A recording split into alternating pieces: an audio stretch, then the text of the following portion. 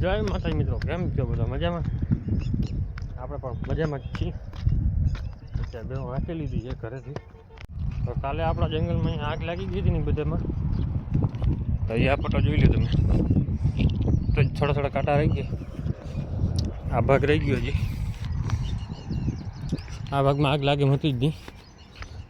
પછી ઓલા શું કાંઈ નાખતા તો ઓઇલ બોઇલ, એટલે આ ધોવાળા બહુ ઘાટો નીકળતો. આમાં જો કાંટા બધા રહી ગયા. આ બાજુ મોટો બધો સાફ થઈ ગયો, આ બાજુ થઈ ગયો.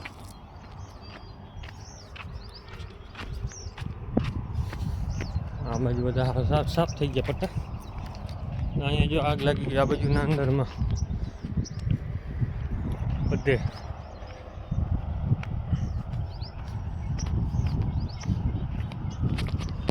આ બાવડા બધા ભરી ગયા જો.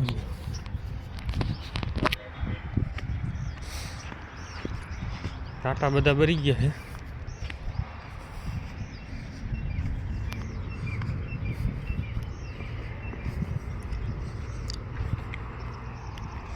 આ પટો આખો સાફ કરી નાખ્યો બધો.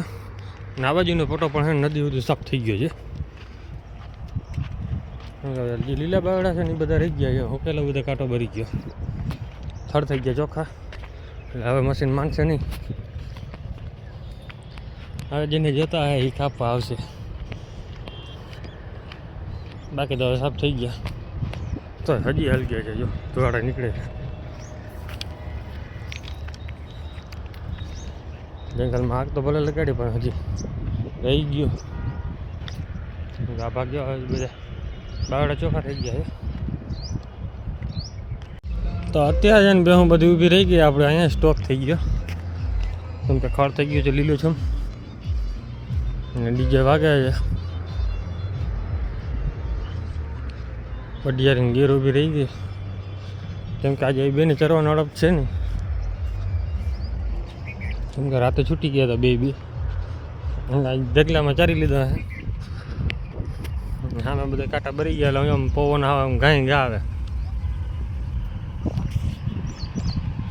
હા, પાવરા ખાઈ લીધા અત્યારે બે. કેમ કે આ બેને આપણે મિનરલ મિક્સર ચાલુ કરી દીધું છે. ડૉક્ટર સાહેબને એમ કહેવાય કે ભાઈ કોથળીનો વિકાસ ન હોય ને એટલે ન આવી શકે. આમાં માચ છે હજી મસ્તી બેને ભેગી જાય ચાલુ. બે ઘડીક વાર એ નહીં, બેને મસ્તી કરવી જ જોઈએ.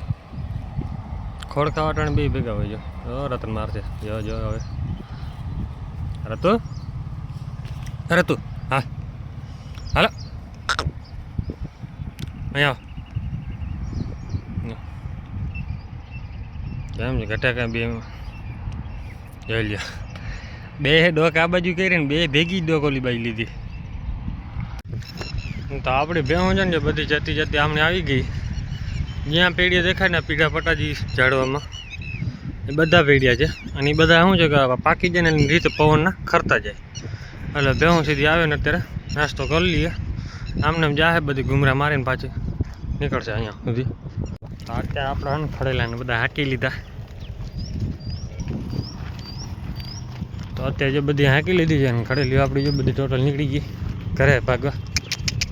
હલો જાનો ઢગલો પડ્યો. હું ખેતરમાં જતા હતા ત્યારે એક રાડા અહીંયા અટતી નથી ભેહું. અત્યારે એ જ રાડા એવા મીઠા લાગ્યા. હલો ધીરે ધીરે આવી ગઈ બધી. પકડેલા સીધો ઘરનો છે ભાગવાની બધી. હલા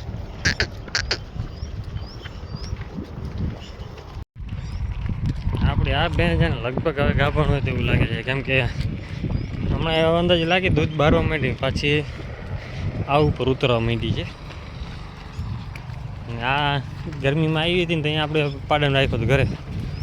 એક ફાલ લાગી ગયો ને તો રહી ગઈ છે. કેમ કે હવે પાછી આ ઉપર ઉતરવા માંડી ને ત્યાં જેવું થઈ ગયું છે.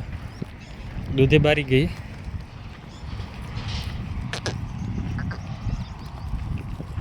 જો આપણે ઘરે ભાગી એટલે હવે ઘરે ખાવાનું એને બધું. કેમ કે હવે પેઢિયા ખાતી ખાતી ઘરે નીકળી જાય. હલો આ બાજુ જો કાંટા હજી ઢગલો પડ્યો છે. હજી કોઈ હલગાવતા નથી, ભેગા કરતા નથી. કેમ કે માલનો બીજો બગડવાનું છે ને કે બાવડા કાઢવી નાખે ખાલી પછી જોવે નહીં કે અહીંયાથી આપણે ભેગા કરી નાખીએ હરખે ઢગલો કરી દઈ તો પવન ઓછો હોય તો આપણે જીવાસળી મારી દઈએ.